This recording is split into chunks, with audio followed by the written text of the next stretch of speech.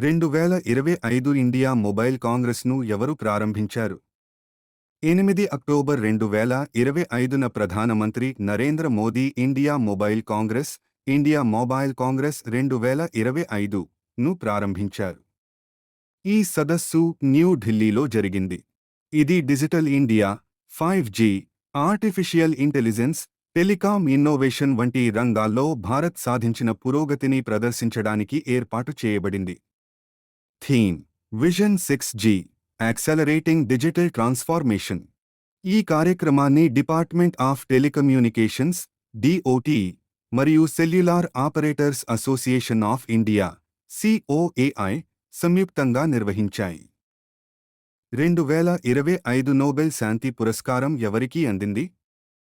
2025 Nobel శాంతి పురస్కారం Venezuela ప్రతిపక్ష నాయకురాలు మరియా కొరీనా మచాడోకు అందింది.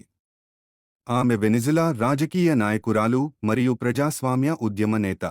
దేశంలో ప్రజాస్వామ్య పునరుద్ధరణ కోసం పోరాటం చేసినందుకు ఈ పురస్కారం అందింది.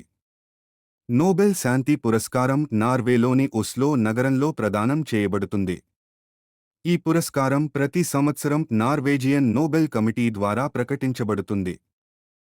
కనెక్టివిటీ అండ్ ఇన్నోవేషన్ సెంటర్ను భారత్ ఏ దేశంతో కలిసి ప్రారంభించింది? యునైటెడ్ కింగ్డమ్, బ్రిటన్ తో కలిసి. Bharat united kingdom connectivity and innovation centre 2025లో ప్రారంభించబడింది.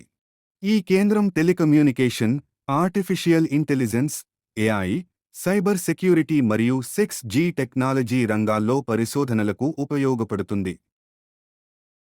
దీన్ని భారత టెలికాం శాఖ, డిపార్ట్మెంట్ ఆఫ్ టెలికమ్యూనికేషన్స్ మరియు బ్రిటన్ సైన్స్, ఇన్నోవేషన్ టెక్నాలజీ శాఖ కలిసి ఏర్పాటు చేశాయి. 2025 సంవత్సరానికి భౌతిక శాస్త్రంలో నోబెల్ బహుమతి ఎవరికి ఇవ్వబడింది? 2025 భౌతిక శాస్త్ర నోబెల్ బహుమతి జాన్ క్లార్క్, మిషెల్ హెచ్. డెవోరెట్ మరియు జాన్ ఎం. మార్టినెస్ లకు ఇవ్వబడింది.